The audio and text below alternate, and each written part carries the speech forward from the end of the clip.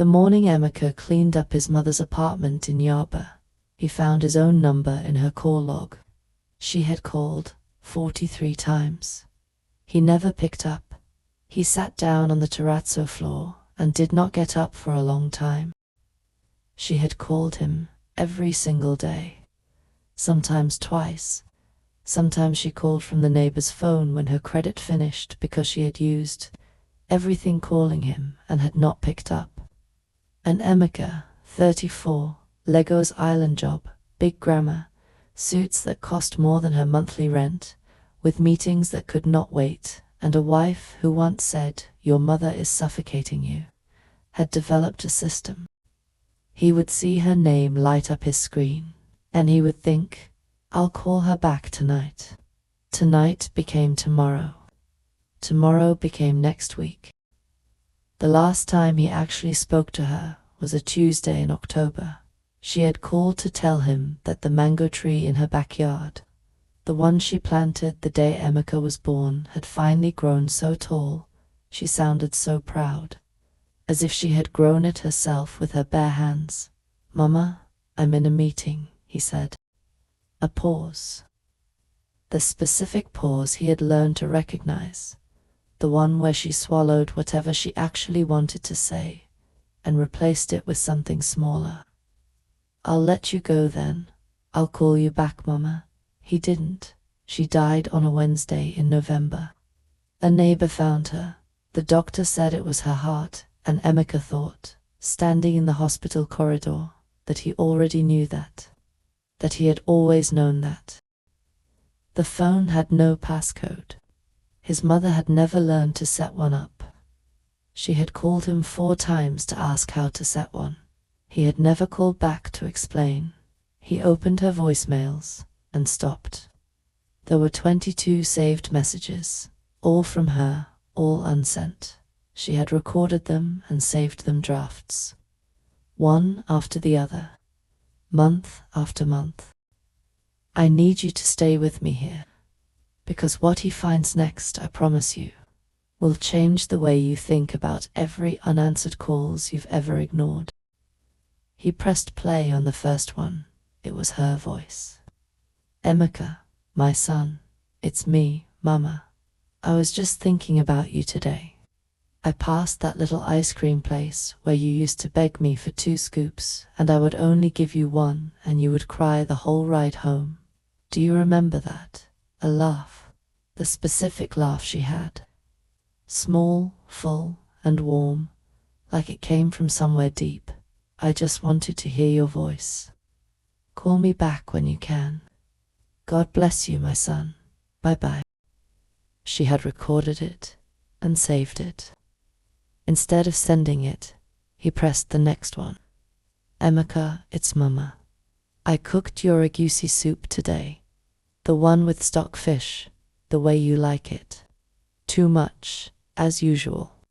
Your father used to say I cook like I'm feeding a village. I keep forgetting it's just me now." A pause. "I know I call too much," your wife said. "Well, never mind what she said. I just miss you, that is all. God bless you, my son. Don't worry about calling back." Message after message after message. "I saw your company name in Punch newspaper. I cut it out and placed it on the fridge. Your Auntie Yuch called me and I told her about it. I dreamed of your father again last night.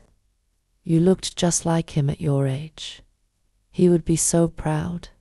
I am so proud. Sometimes I just sit down and think, God gave me Emeka, so he was good to me. The Harmattan is strong this year. I thought about that morning you were 7 and you cried because the cold was too much and you didn't want to go to school. I wrapped my wrapper around the 2 of us and we stood there like one person. Do you remember? You stopped crying. You always calmed down when I held you. I miss being useful to you. Stop. Before you continue, call your mum, your dad, anyone you've been meaning to call. Call whoever raised you. Right now, this video will still be here. They might not be. He found her church calendar still open to November. Her handwriting filled the small squares with her daily life. Buy beans. Call Amaka, and then underlined twice. Emeka's birthday. Call him. She had written a reminder to call her own son on his birthday. He had not picked up. The last voicemail was dated November 14th, 3 days before the woman in flat 2 found her. Her voice was quieter than the others. Careful. The way people choose words when they know they are not saying the real thing. Emeka, my son. I don't want to keep leaving messages you don't hear. That's okay. I understand. I just want you to know that being your mother has been the greatest thing I ever did. Everything I did thinking of you. A long pause. If you can, someday, come and sit with me. We don't even have to talk. I just like when you're near. Another pause. I love you. That's all. That's the whole message. Emeka stood under the mango tree the following morning, the one his father planted the year he was born, the one she had called to tell him about, her voice bright with pride. The last real time they spoke, it was heavy with fruit now. He had never come to see it.